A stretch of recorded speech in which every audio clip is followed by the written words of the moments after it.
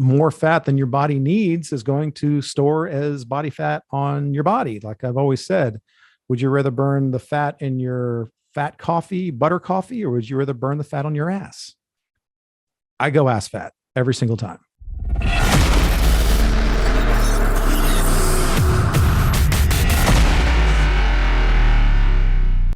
What's up, everybody? Welcome back to another broadcast. I'm your host, Rob Goodwin. And if you're watching me, then you're watching me on my YouTube channel. Thank you very much for showing up, popping in for another broadcast. If you don't mind, hit that subscribe button, click the notification bell, blah, blah, blah, blah, blah. You know the drill. If you're listening to this on the podcast, the Ketogenic Bodybuilding Podcast, welcome back to another podcast. I think this makes it episode 31, if I'm not mistaken. We're into the 30s, so pretty damn cool there. This is going to be a pretty big Q&A episode, question and answer. I've got some great questions that were submitted on the Ketogenic Bodybuilding Facebook group, almost 11,000 members strong, very active, cool community. If you're not a member, join now. And I also got a few questions off of my Instagram, and that you can find me on Instagram at Rob Goodwin Official. Links are in the show notes. You know the drill there. Would love to have you as a follower on IG. Hey, I hope everybody had a great Memorial Day. This is just a few days after Memorial Day. Hope you had a day off. If you were one of those people lucky enough to get the day off. At any rate, I hope you were able to have some time with family and friends. And I hate to use the word celebrate when it comes to Memorial Day, unless you use it in the context of celebrating the memory of those heroes, the greatest among us, who gave their lives for this country and to preserve our freedoms and liberties. And that's what my family does. And I was lucky enough this year to be able to pay tribute by doing the MURPH Challenge. If you don't know what the MURPH Challenge is, just Google it. There is a charitable foundation. There's an official page for it, which is pretty cool, where you can actually register. But the MURPH Challenge is a workout, and many people do it on Memorial Day every year. Some people do it on the 4th of July as well, and some people just do it throughout the year just to gauge their fitness. It's a great indicator of that, and it's a kick-ass challenge. It is with wearing a 20-pound vest or a 20-pound rucksack. I use the rucksack. You run 1 mile, and then you do 100 pull-ups, 200 push-ups, and 300 squats. And then you do another mile. Now, you can change the way you do this, the middle three, the pull-ups, the push-ups, and the squats. Some people do 10 sets of, 10 pull-ups, 20 push-ups, 30 squats. Some people do 20 rounds of 5 pull-ups, 10 push-ups, 15 squats. I did the 10 rounds of 10 pull-ups, 20 push-ups, 30 squats with the 20-pound rucksack. And I think by the time I put a 20-pound plate in my rucksack, it was nearly 25 pounds. Not super heavy, but enough to really be a pain in the ass when you're trying to go through this challenge. So it was tough. I also am the moron that decided to do this in my backyard on a very hot Memorial Day.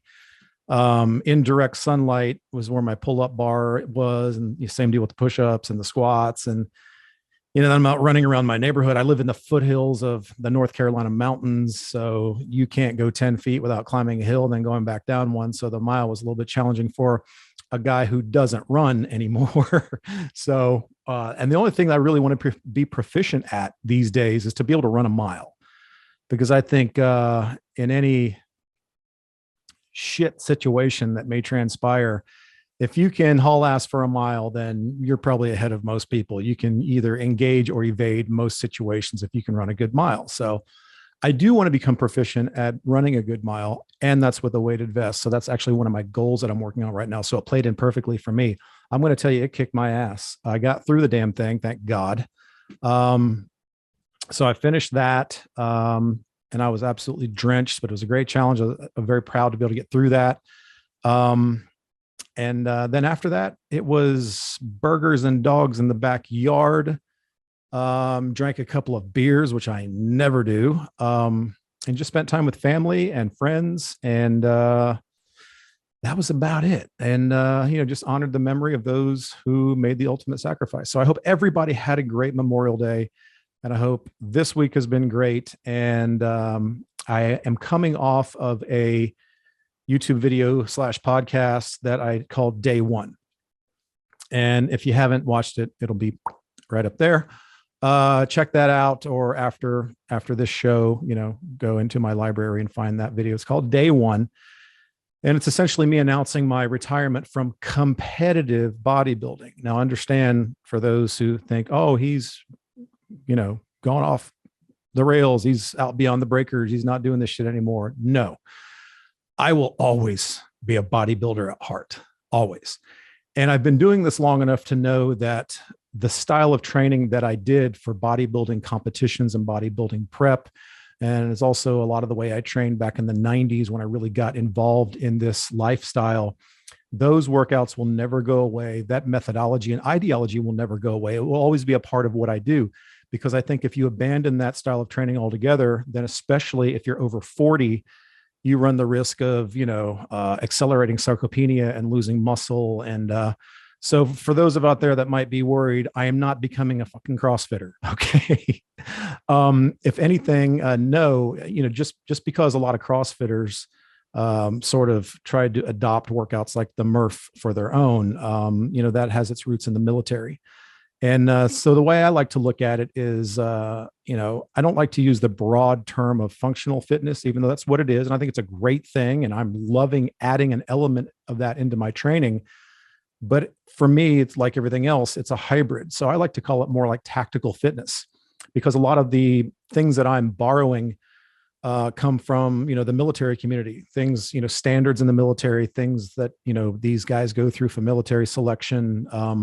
A lot of the stuff that the guys from the GoRuck.com website, the GoRuck company, do for some of their challenges and some of their workouts with sandbags and, carrying heavy rucksacks and doing all these things. I've incorporated a lot of that into what I'm doing along with my bodybuilding style training. So if anything, my split has changed to a degree, but it's just me adding some of that tactical fitness into my already, brutal bodybuilding split. And it's just altered it a little bit. So I still do certain, this part of my periodization throughout the year will still be some splits where our body's part specific, where I'll do back on one day and chest on another day and legs. But right now, in this place in my training, I'm doing like a push pull kind of a deal, where I'll do like a push on Monday, pull on Tuesday. I'm doing a tough leg day on Wednesday. Thursday is more complete upper body. It's sort of everything above the waist, along with some core. And then Friday, we're doing a sort of our tactical fitness HIIT workout that involves, D balls, are these big giant rubber medicine balls, 80 and 100-pound balls. And we're doing sandbag work and a little bit of kettlebell stuff and, body weight movements, still throwing in some traditional bodybuilding stuff, squats and lunges and step ups and pull ups and push ups and dumbbell work. And there's still bench presses and there's still cable work. So it's this great, hybrid of all of these elements combined, just with the intensity raised a little bit and making sure that everything I'm doing is making me a harder to kill motherfucker. I mean, that's the goal now. For many, many years, I was what I would admittedly call all show and no go, because to be at the top of my game as a competitive bodybuilder, it was all about the aesthetic element. I had to look a certain way in order to win a competition and beat my other competitors. So I couldn't take any risks at all and not being able to preserve and build as much lean mass as possible. Admittedly, some of the stuff I'm doing now may lend to some loss in muscle mass to a slight degree. I don't think it's nearly enough to worry about. And, you bet your ass, I'm still wanting to always be lean and muscular and ripped and, look good naked as long as I possibly can at my age. But I also want to be able to not only, look great, but perform at a super high level for my age. I want to be in that 1% with whatever I do. So the mindset is still the same. Work your ass off. Try to work harder than everybody else. Work ethic intact. Never fucking quit. It's, every day push yourself to be the best you can be. And every day is day one. There's no goal date for me anymore. There's no Saturday morning at 10 a.m. where I have to stand on stage meticulously prepped at that moment in time to be the best I can possibly be to impress judges. Now it's be the best person I can possibly be every single day and find that hybrid between what I call the Terminator and the Predator and be the best, carved out of wood piece of iron that I can possibly be that can not only lift something heavy, but then carry it a half a mile if I have to. So that's the goal right now. And I'm really enjoying the shit out of it. And it's able to really let my programming wheels turn. And I'm really putting together some badass programming that I'm super proud of. And I'm able to take 30 years of experience in the trenches and apply it to some really cool programming in this realm, in this genre.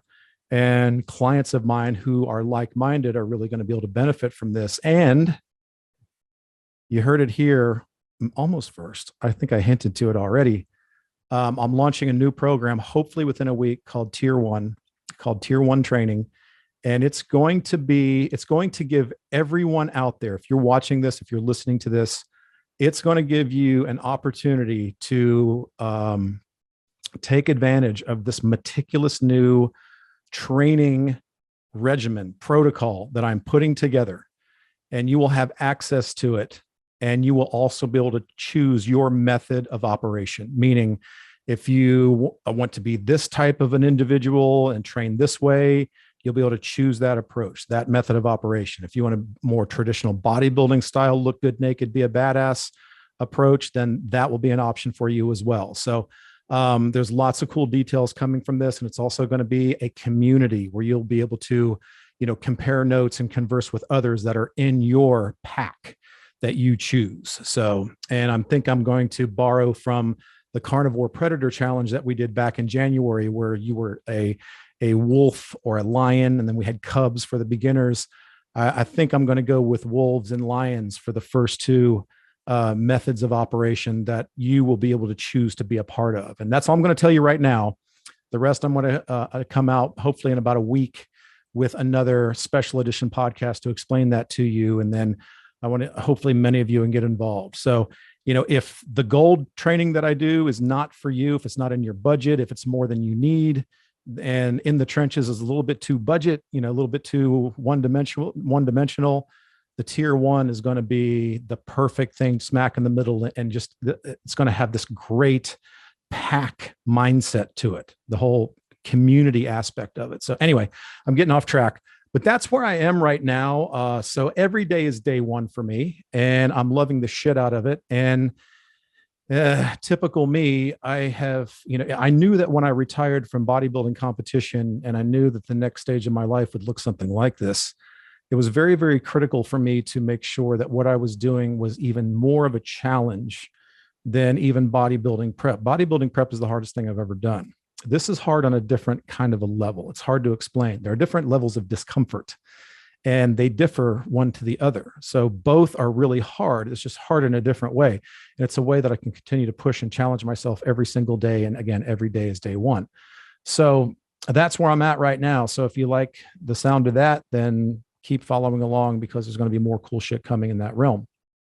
Anyway, so let's see. We caught up. I really didn't have an agenda for this podcast except for some great questions that were submitted that I have up here on the screen that I'll literally just cut and paste from the Facebook group and from the Instagram page. And I'll go ahead and tell you, I have not rehearsed any of these questions. So I'm going to read them cold and try to answer them to the best of my ability. And so if I stumble around a little bit, apologies in advance. This is not the most polished YouTube/podcast out there. And maybe that's one of the reasons why, some of you like it, my 9 loyal followers out there. But anyway, so let's get on to the Q&A, because a lot of people submitted a lot of questions this time around. Let's see, let me scroll down here. I'm staring at my screen. That's why I'm looking away. I've got them up on my screen because I am blind as a damn bat. So I had to put it in a big font up on my monitor. I've got 13 questions that I probably will not get through, but we're going to give it a whirl and give it a shot, because you know me, I like to tend to go off on tangents and rants. So hopefully I can keep the wheels on the road on this one and keep it rolling so you're not sitting through too much horse shit. All right. Question number 1. It's a long one that I'm going to read first, and then I'll try to break it up the best I can. In this one question, it says, 1, should cardio be periodized? 2, should cardio be a combination of HIIT and LISS or LISS, which is steady state cardio? How long can you safely, without stalling the metabolism, cut?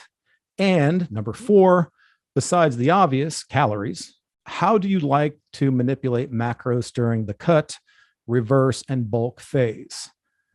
Is this too much? Sorry, but I want to learn all I can about this magic that you possess. Number 1, I don't possess any magic because there is no magic, but I appreciate the sentiment. This is just a lot of logic and rational thought combined with 30 years of experience wrapped up into meticulous delving of the research that is not bullshit and bought by corporations. That's another podcast. So here's what I think. This is my opinion based on my results of all the years that I've been training and training others, and the results of the thousands of people that I've worked with over the years and are working with currently today. Should cardio be periodized? I don't look at it as a periodization. I look at it as you prescribe yourself the type of cardio that you need for the goal that you are currently in. I can use myself as an example. When I was doing bodybuilding competition, I did steady state cardio, always at a heart rate of what would be 180 minus my age. So I would take the number 180, I would subtract my age from that. That would be roughly the max heart rate that I would achieve during that cardio session. So it was a fairly low heart rate. And I can't take credit for this methodology. I take it from Phil Maffetone, Dr. Phil Maffetone, who is regarded as one of the most premier running coaches basically on the planet who's ever lived. This guy's super cool. He lives off grid. He's one of these, he's a kind of a keto, not a keto, but more of a paleo kind of an advocate, the type of guy that you'd find just in a pair of shorts and flip flops living out on his land. And he's coached some of the greatest triathletes and runners who have ever, delved into that world. And he calls it the MAF method, MAFF, which, or MAF, which, conveniently is like the beginning of his last name, Maffetone, and it's maximum aerobic function.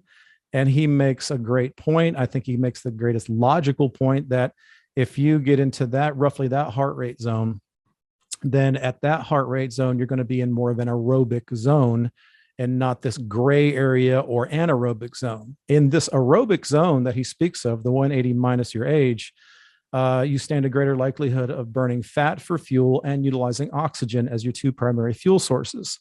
So the odds of you burning any muscle tissue or borrowing into muscle stores or lean mass for energy is greatly diminished, and you won't be placing such a great demand on finding glucose for energy production. So it's especially good for people on lower carb diets. This is the way I always did cardio when I was just trying to look ridiculous naked. Now the way I'm training now, I want to be this highly functional, strong, athlete that can, not only be strong, but move well through space, and to be able to lift heavy things and move them and be very dynamic in my training, like tactical kind of training that I call it, more if you think of more like military special forces training kind of shit, which is the kind of stuff I'm doing now, then I think a HIIT style cardio program I think is necessary. Both of them have an advantage and both of them have a disadvantage, but it totally depends on the style of training that you're doing. So right now I'm doing rucking almost 5 days a week. And I'm going to do a whole different podcast on rucking because it's something that I'm really, really in love with right now. And I think it has amazing benefit for many people. But I'll walk around with a 30 to 60 pound rucksack, which is a backpack that you put weight in. And I will go do 40, 50-minute rucks, hour rucks. And then I start incorporating some challenges in with my rucking. Like yesterday, for instance, After I did a very tough push-pull workout in the gym with more bodybuilding style movements at a higher intensity, I went home, threw on my rucksack, but then I took a 60-pound sandbag, threw that over my shoulders, and I did a 4-mile walk. Now, that may not sound that bad on paper or me just saying it, but it was deceptively shitty. I distinctly remember 1.72. I'll never forget that number because my goal was to go out 2 miles, and it's very rolling, dynamic Carolina countryside. So there's a lot of hills and downs and twists and turns. And it was 2 o'clock in the afternoon heat, very humid, hot day. It was like 91 degrees. And I remember precisely looking down at my Garmin watch, and I was 1.72 miles in. I was fucking dying. And I knew, I was like, I'm not even halfway. So it became extremely challenging. And I'm going to tell you, my heart rate, throughout was in the pretty much after the first mile or so, I maintained a 155 to 162 heart rate throughout that whole thing, which is pretty damn high, which means I was working my ass off, and it was a real challenge. It became a challenge. It was like, holy shit, am I going to be able to, get home without completely fucking dying and collapsing here? So it really sucked. And that's going to be, a little bit more HIIT style. And then sometimes I'll go in my backyard and I'll go through, 20 minutes of HIIT style workout where I'll do, sledgehammer swings and sandbag movements and pull-ups and push-ups and things like that. Then throw in the rucksack and go out and, ruck for 40 minutes with 60 pounds, that kind of stuff.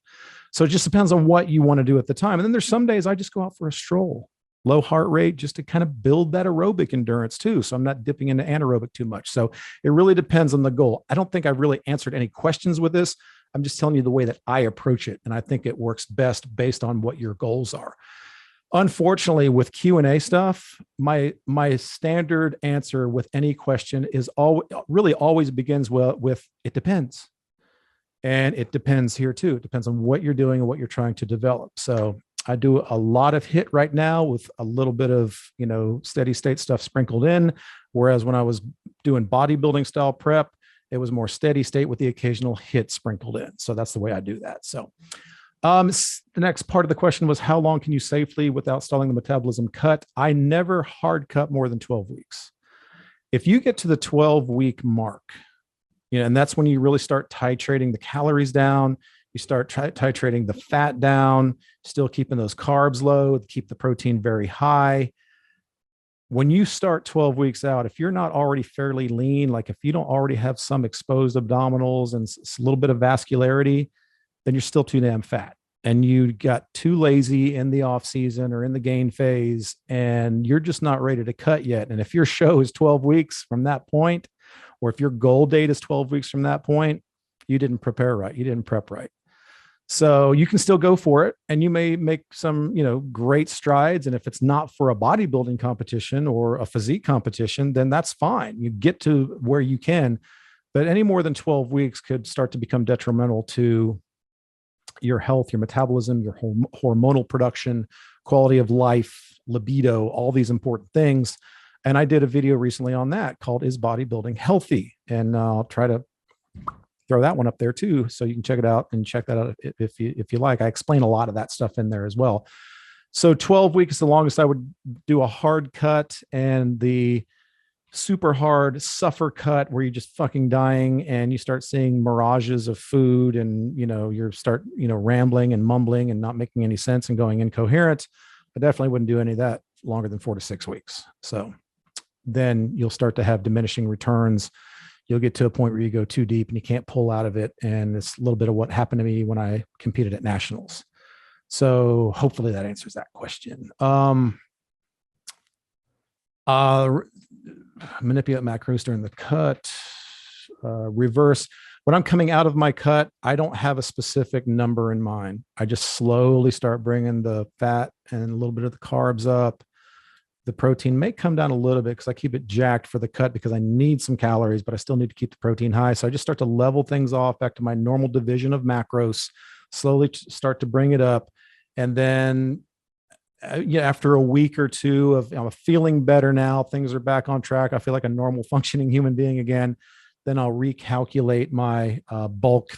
I'll determine a gain, or excuse me, maintain caloric level, and then I'll sort of plan when I would start to want to go on a gain phase for the next goal or the next competition or whatever. And then that's all by calculation, knowing my body. And if I'm working with a client, it's on calculation by where they're at with their weight and their height and their gender and their training, how long they've been training and how they look at that time. So all these things come into play. So after that cut, I just slowly start to bring it back. I don't, go off the deep end with junk food and all this stuff. That's how eating disorders are developed, and you can develop problems with that. But so that's the way I do that. But so there's the magic. Even though it's not magic, it's just tried and true hard work. Any of this stuff always comes down to consistency and hard work. Consistency and hard work. The process of any of this stuff is not that difficult. The difficulty comes in applying this to your life every single day.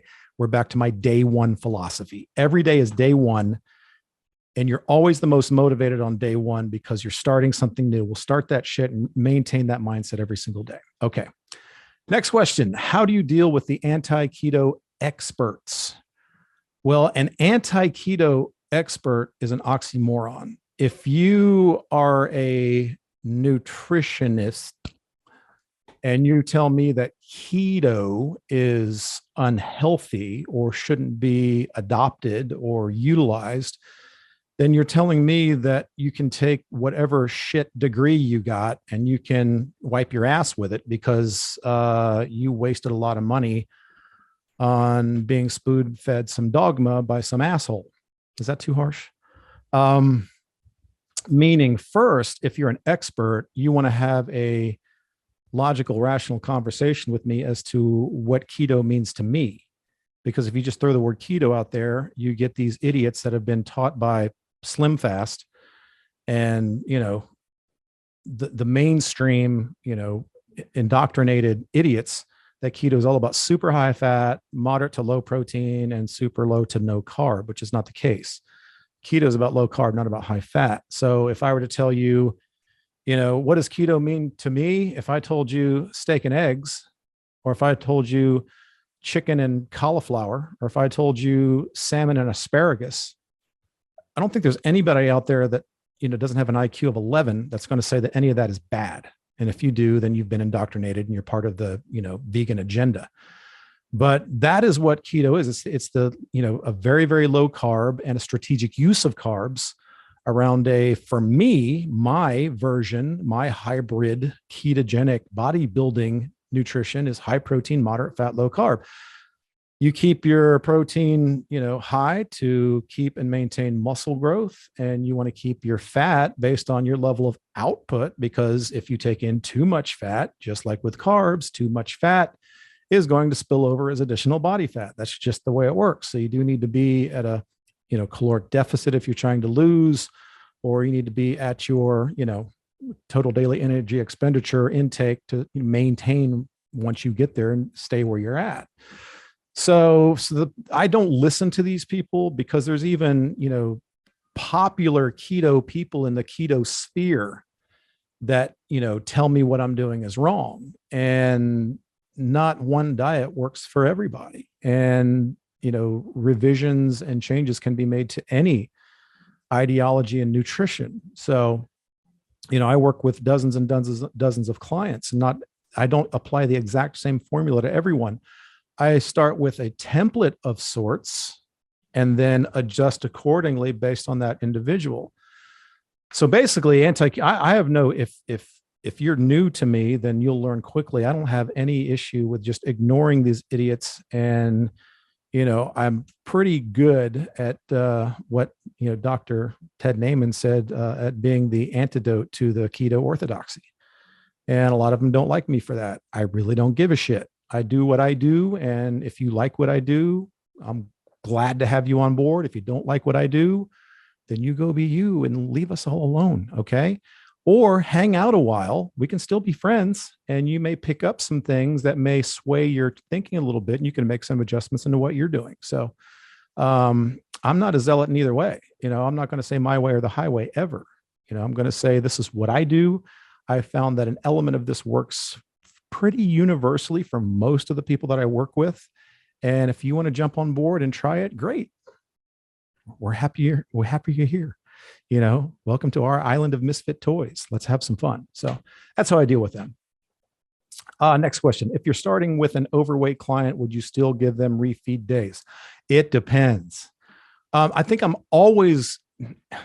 I hate to sound like I'm giving a reward, like you're giving a dog a treat. But if I got somebody that's very obese and they're busting their asses and they're compliant 90% of the time, which I get those people, and I get other people that aren't compliant 30% of the time, and then they fizzle out and disappear after a month because they say it's too hard. I'm like, fine. This isn't for everybody. Being a badass is not for everybody, but anyway, if I got somebody that's working super, super hard and they've proved to me that they can be compliant, that they can be disciplined, then I will say things like, hey, if you and your wife are going out to dinner Saturday night and you're asking me if you can have a potato with your steak, I'm going to say yes. I'm still going to tell you to track it, and then I'm going to look at it. And then if I start seeing potatoes pop up every damn day, then I'll know that, this was not a good choice for you. And you've now went out beyond the breakers. And, now you find yourself sitting in an alley, holding up a sign asking people for potatoes. And, that's where you're at now. So yeah, absolutely. I don't necessarily give them refeeds, but I give them, for lack of a better term, some reward. Now, if they're a hard training, very overweight person, if these people are busting their ass in the gym, they're doing their cardio, they're going above and beyond, they never miss workouts, they never miss their cardio sessions, they're just rabid about the whole thing, then yeah, I'll tell them, okay, this Saturday or this Sunday, or if you like, maybe like on leg day, we're going to do a mild refeed. And that could be something as simple as a little cream of rice or a couple of rice cakes with honey, or it could be, a little bit of extra fruit or whatever, to replenish those glycogen stores to a point where I don't think it's going to be detrimental or impeding their progress in any way because of their output. If that makes sense. So anyway, yeah. Okay. Next, your thoughts on blood flow restriction training. It's cool. It works. It's not a scam. But to me, blood flow restriction training is like just one of those little extra modalities that throw it in, and if you like it, then do it. I've tried it once and I just was having a hard time getting caught up and putting the bands on. And it just kind of interrupted my flow of training.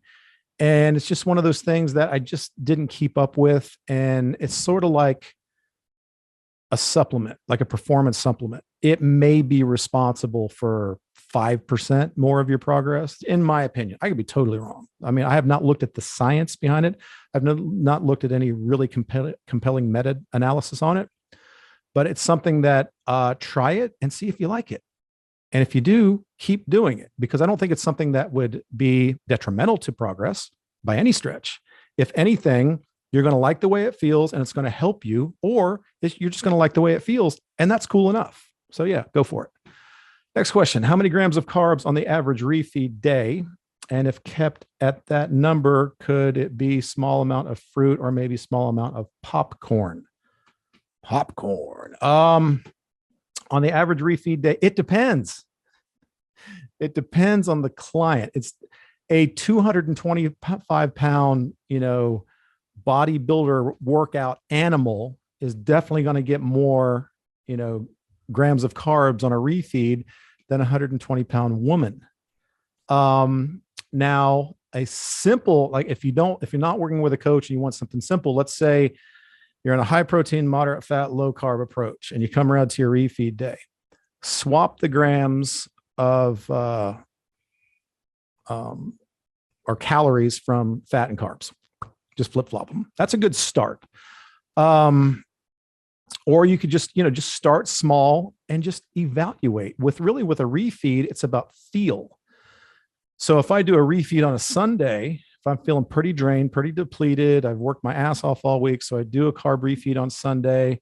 Let's say I take in 300 grams of clean carbs, cream of rice, white rice, maybe a sweet potato, rice cakes and honey. And then I wake up Monday morning, I look in the mirror, I look great. I feel great. I have no GI distress. I go to the gym that Monday, I crush a workout, I go do an hour ruck or I do my cardio and I feel fantastic. I'm vascular, I'm motivated, I'm thinking well, then that was a good number. And then, stick with that, add another 50 to 100 grams next week and see if there's any difference. Now, if all of a sudden you start to look a little fluffy, you start to put on a little weight over time, then you know that that number was too high, and then peel it back. Everything's kind of an experiment. So, I've definitely had clients where I've said, okay, take in 210 grams of carbs from these food sources and drop your fat to this, keep your protein the same. And then I've noticed, after a couple of weeks, there's could be some, I don't feel so well. I feel bloated.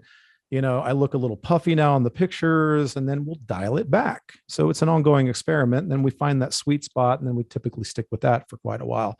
As far as fruits or popcorn, yeah, I mean, if it fits in what amount of carbohydrate you allot for yourself, I wouldn't make a 300-gram refeed all bananas and oranges. I take in fruit almost every day as a part of my low carbohydrate intake. I don't take in more than 6 to 10% of my total daily caloric intake a day from carbohydrates. And I'll do a serving of fruit every day. I may have a banana with some raw honey and a rice cake as part of my pre-workout. I may do, a piece of meat and, a handful of fresh organic berries as a meal.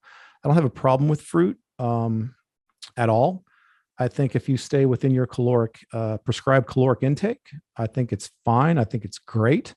I am sort of with people like Paul Saladino that believe that fruit is meant to be eaten. And if you eat it when it's in season and ripe and organic, then as long as you're not going overboard, I think it's very healthy and a very nice addition to the way you're eating. So yeah, I would, as far as a refeed, I wouldn't have fruit be the dominant part of my refeed calories, though. I do make sure that you're getting some complex carbohydrates in there to really refill those total muscle glycogen stores, because fruit will also be responsible for refilling liver glycogen and some muscle glycogen. And the whole goal of a refeed is more to fill up muscle glycogen stores. So stick with more like cream of rice, potatoes, things like that.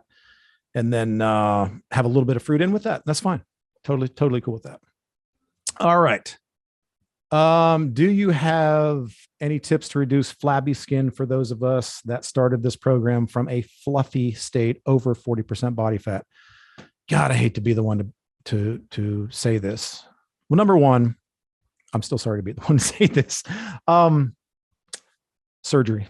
I mean, if you have excessive skin folds of loose skin, there is no way to tighten that up. There's a couple keto zealots out there stealing people's money, telling them that a certain way of eating is going to tighten your skin. That's bullshit. Yes, adding muscle obviously will fill the space, the volume of space between, the skin and the organs. And, so that'll help a little bit. But if you've got excess skin that's left over from being a larger person, then unfortunately surgery is the only real way to get rid of that. But I also want you to always, be proud of yourself and keep congratulating yourself, because, you at a guy at 16% body fat with loose skin is way better than a guy at 40% body fat with not loose skin. So be proud of your efforts and be proud of what you've done. And then down the road, if it's just something that really bothers you, talk to some doctors and, see what can be done there. What are your thoughts on net carbs, carbohydrates minus fiber versus carb counting? Can you subtract fiber? Yes. I'll make this one super quick. Yes, you can count net carbs, but I usually try to only do it. This is just a methodology that I think keeps you accountable. Only do it on vegetables and fruit. Don't do it on shit food or shit carbs or boxed carbs or, crap carbs. I think that's a terrible habit to engage in. That's only going to cause problems down the road. So stick with your clean food list, your meats, eggs, fish, vegetables, water dense berries, fruit and berries and things like that, some raw honey, things like that. And you can do the net carbs on those, but don't get caught into that trap of, oh, I'm going to eat this crap, and because it's got fiber, I'm going to pull that out and I'll be fine. Usually wind up deep into the woods with that shit, and I do not recommend that. So I would only do it with your counting. Do it only on your vegetables and healthy low sugar fruits.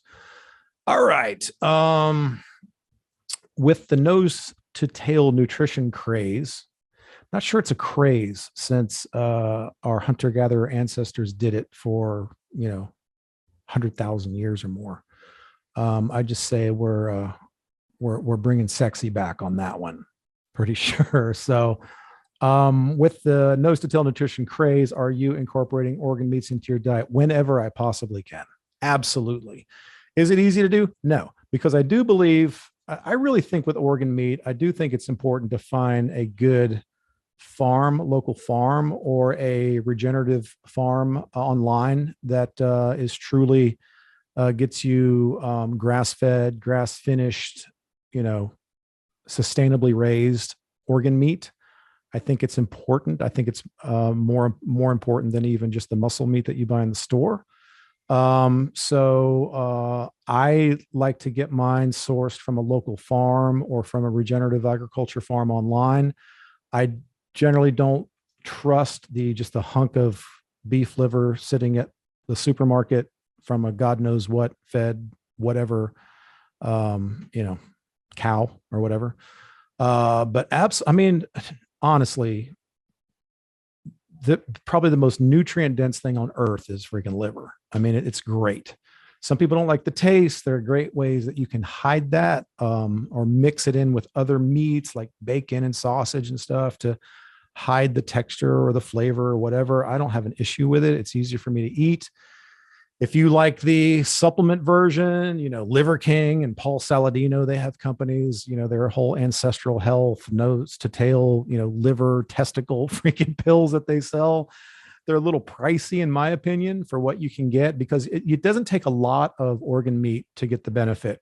If you did 3 ounces a couple times a week, you'd be good to go. It's not like you have to eat a giant hunk of liver every day, or eat some piece of raw liver, with a spear every single day to get the benefit of it. So yes, I do think it's important. And I think it's just good when you can purchase as much of the animal as you can from a local farm that, operates within regenerative agriculture, that's humane and grass-fed and grass-finished, and, take as much of that animal as you can and honor that animal for its, ability to feed you and your family and keep the ecosystem and the chain of life going in the manner it was meant to be. So yeah, if you can get the bones and make bone broth and, organ meats, and if, as much of the organs that you can tolerate and eat, and if it's no big deal, then eat as much as you can. Saladino's eating testicles. Haven't tried that. I would. I hear heart tastes really good. Little slivers of heart steaks or whatever, I hear is very, very good. So certainly not a bad thing. Do you have to have it if you're eating a very carnivore or carnivore-ish diet to be healthy? I don't think so. Is it the ideal? Probably. Sure. Yeah. I would have to say yes, but I don't think it's necessary. So that's just the way I view it. All right. So question number 9, we're getting through these pretty fast. I'm very happy. Which carbs are the best for you to use for pre, intra, post workout? And would you incorporate fruit in each meal? I wouldn't incorporate fruit in each meal. I wouldn't incorporate carbs in each meal. Like I said, I have a serving of fruit a day. On a brutal leg day, and then I go do an hour ruck in the 90-degree heat with a 60-pound rucksack, then I may have an extra serving of fruit if my body's craving it, or if I know I need some calories.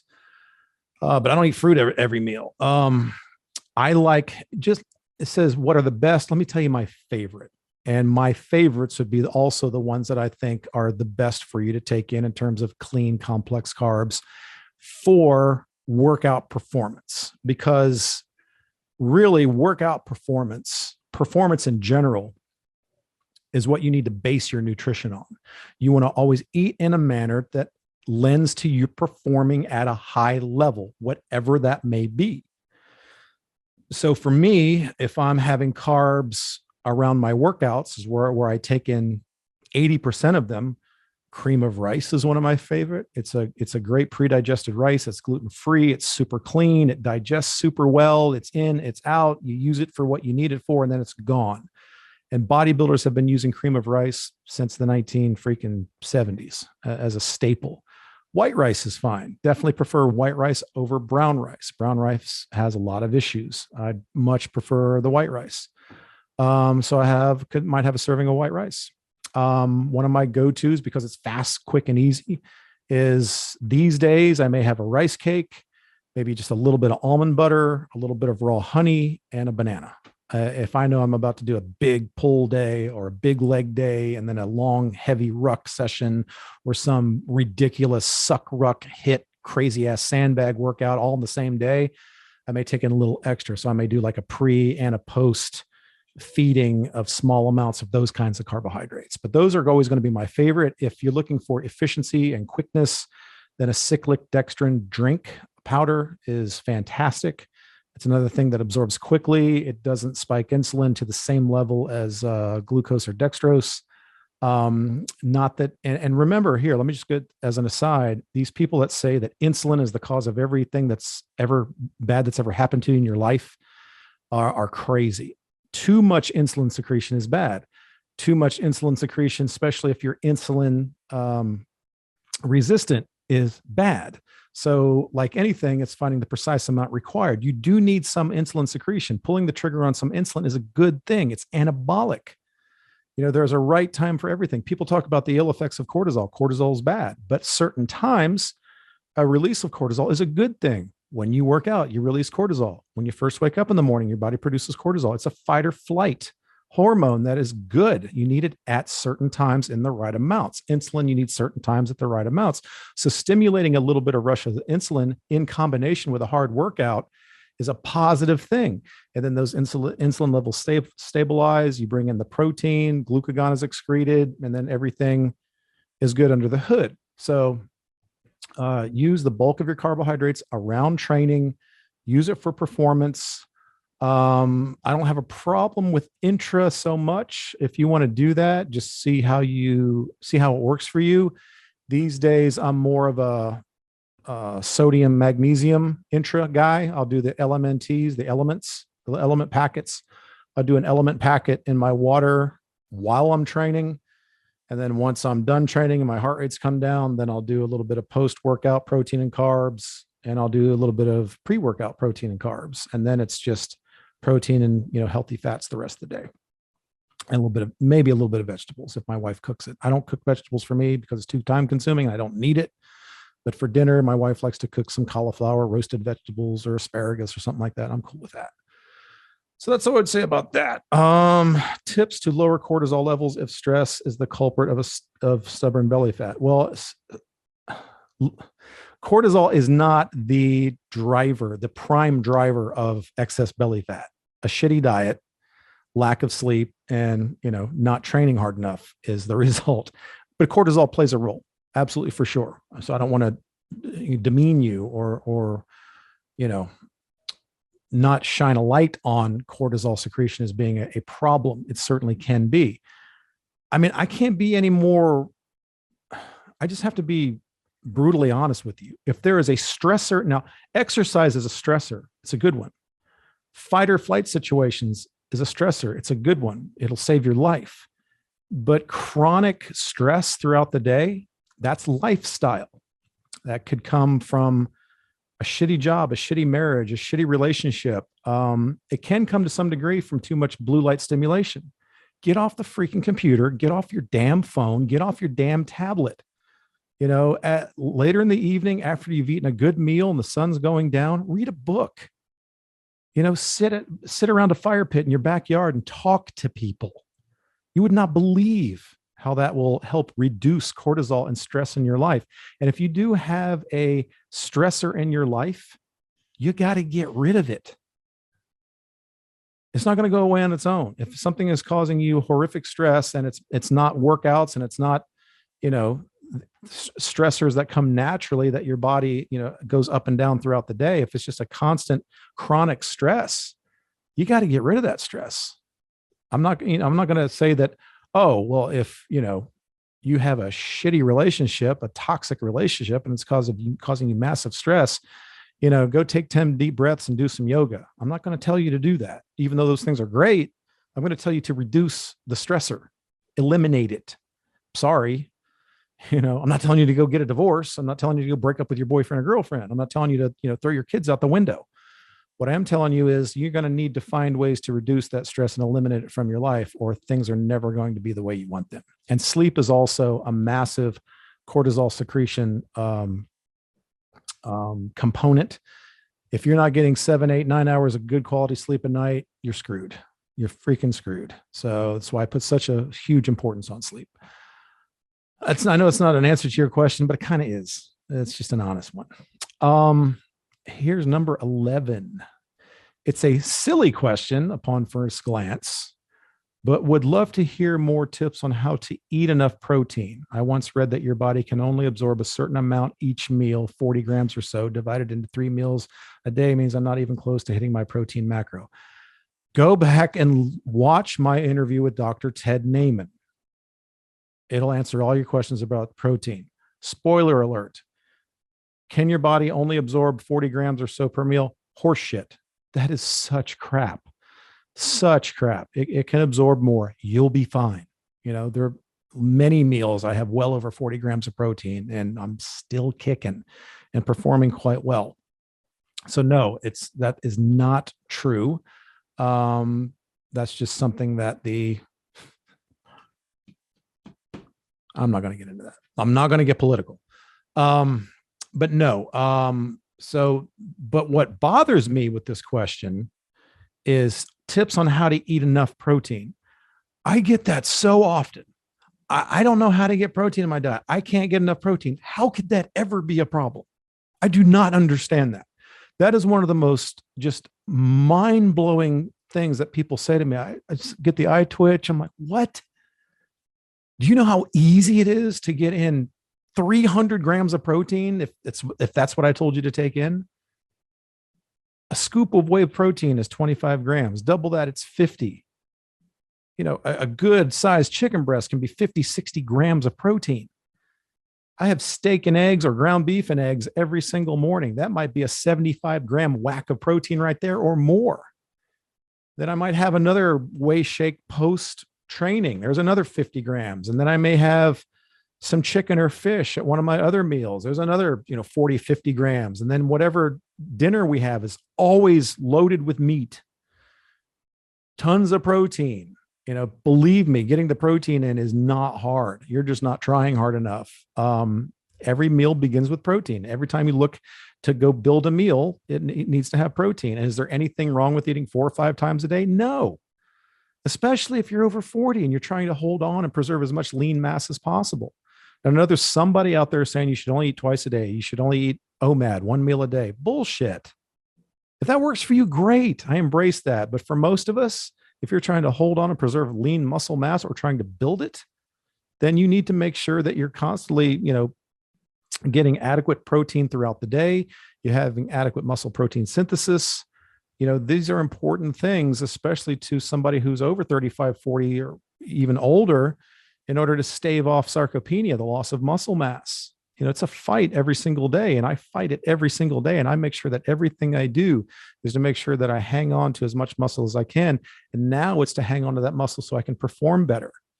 Like when somebody says, oh, you're doing CrossFit now? Like, no, I'm not doing CrossFit. Now, some of the CrossFitters at the highest level are freaking badasses. And I follow some of them and I think they're amazing.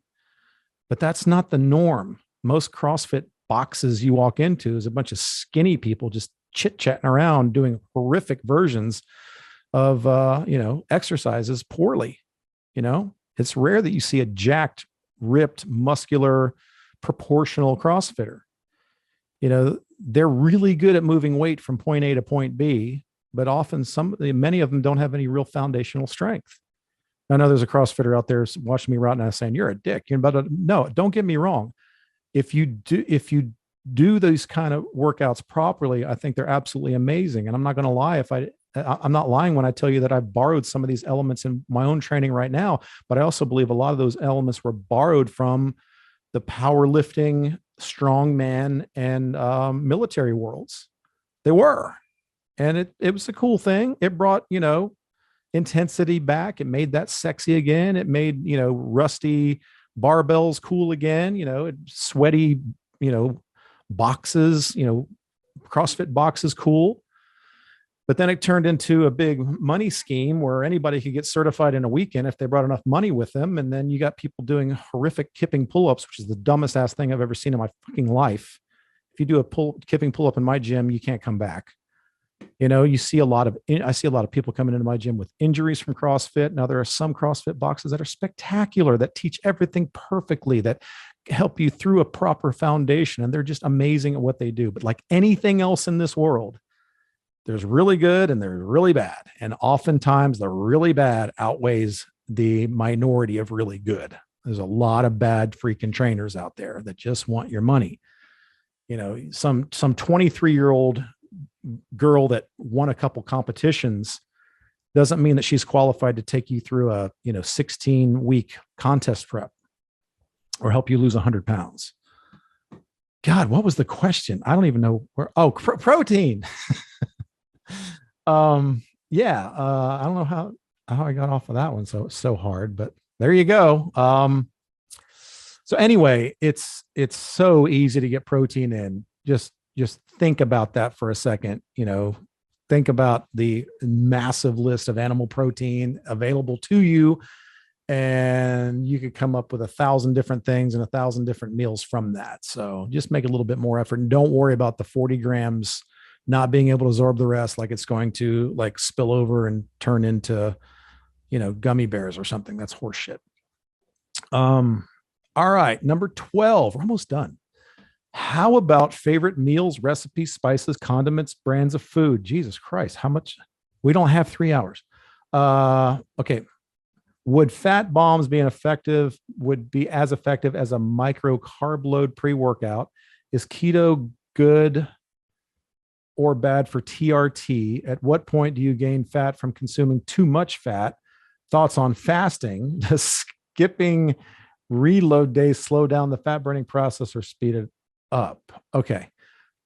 Some of these I'm not probably going to be able to answer that. I'll just skip over, but how about favorite meals?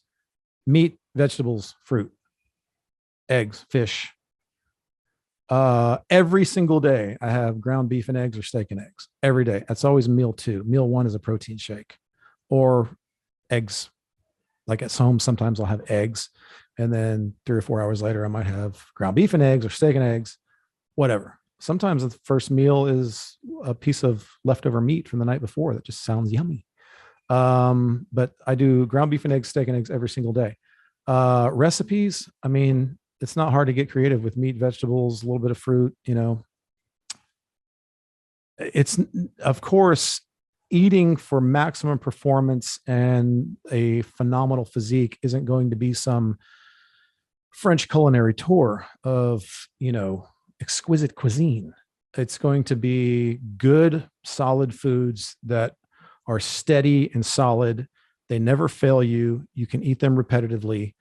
Eat like a wolf, eat like a dog. They eat the same fucking things every single day, and it works for them. So I'm not going to sit here and try to carve up recipes. That would take hours. But we keep it pretty simple at our house. Even my wife, it's always some combination of some meat, some fish, some poultry, and a vegetable. Sometimes there is a clean cream sauce, or sometimes it's shellless taco night, which is basically just a taco bowl, which is basically just, Mexican ground beef with homemade guacamole and, some other, stuff on top, like you would get in a typical Mexican fare, just without the shit. Condiments, I use a lot of sugar-free barbecue sauce.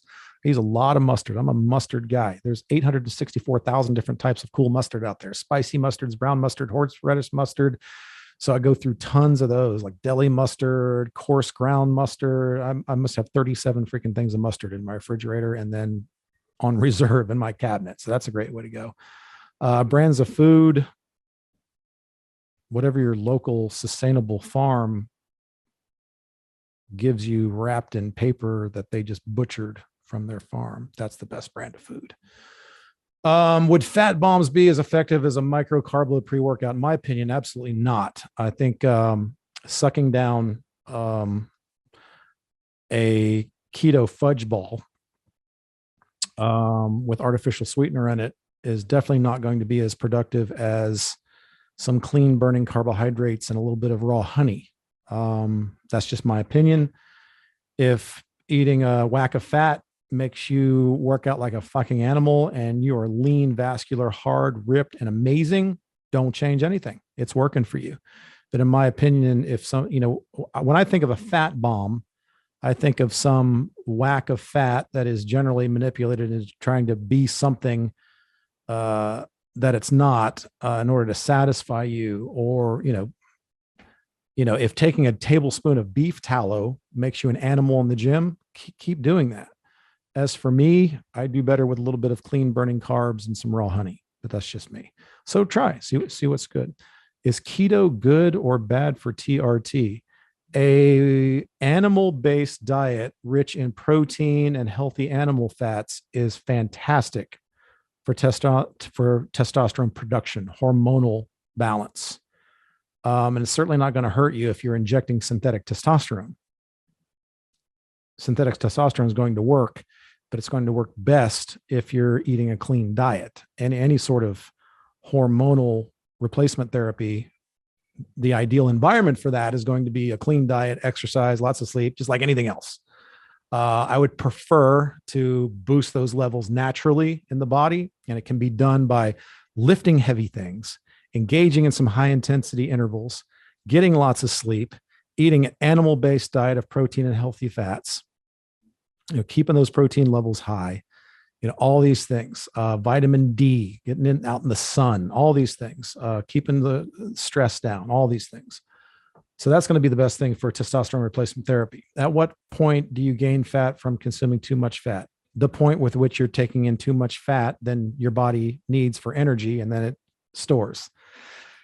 So if you determine that you need 2,500 calories to operate as an effective human, and that's the amount of calories you need for your level of output throughout the day, meaning just work, walking around, doing laundry, brushing your teeth, and working out. If that's 2,500 calories, then go 300 to 500 calories below that, and you will drop body fat. But you also want to make sure that your division of macros is intelligently designed. You want your protein high because you need that for muscle growth and cellular repair. You need healthy fats for hormonal balance and energy production. You need some carbohydrate to help be a buffer, especially around workouts, and make it to be protein sparing and help you with fueling intense efforts. So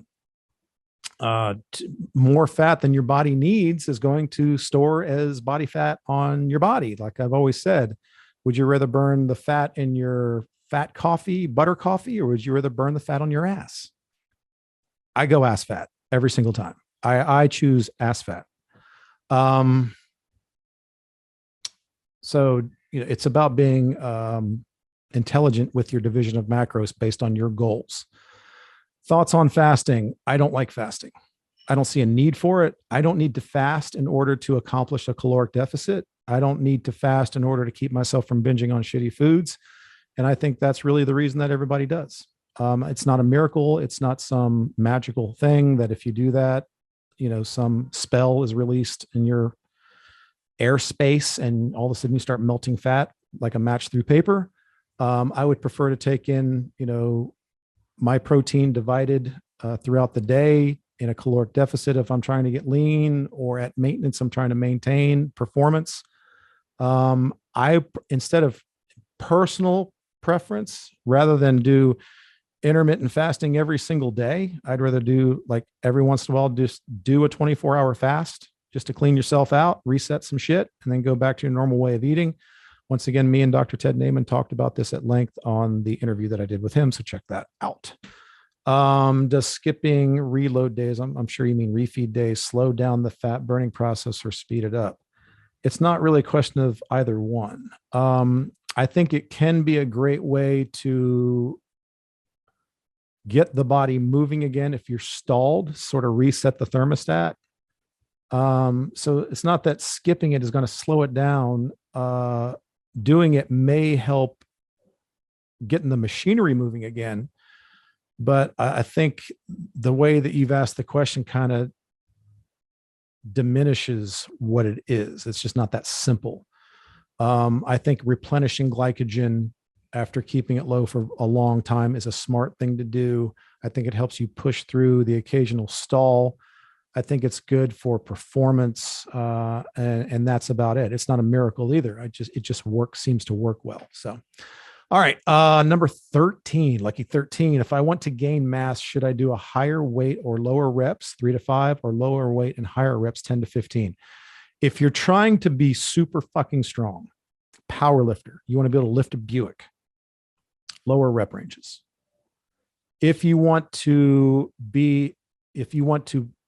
hypertrophy, building muscle, think of a bodybuilder.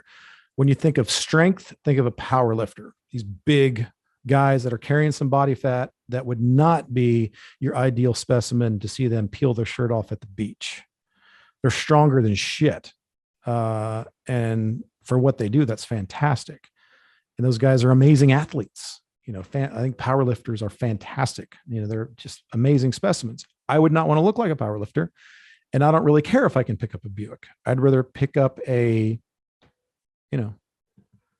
Hyundai and run with it 100 yards. But for bodybuilding to build muscle, hypertrophy, I think you want to be anywhere from that, 8 to 15 rep range. And I think you want to keep the intensity high. And I think that's the key to having more of that physique competitor appearance, the kind of appearance that when you do peel off the clothes at the beach, people go, shit. Wow. That's the way that works.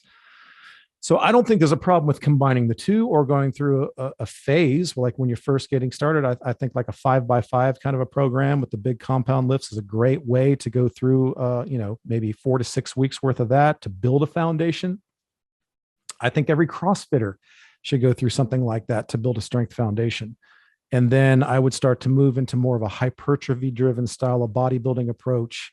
And that's where you want to get into that 8 to 15 rep range, multiple sets, drop sets, rest, pause, supersets, pre-exhaustion, all of those elements to help really add to that progressive overload, that time under tension to really build that muscle. So that's what I think on that.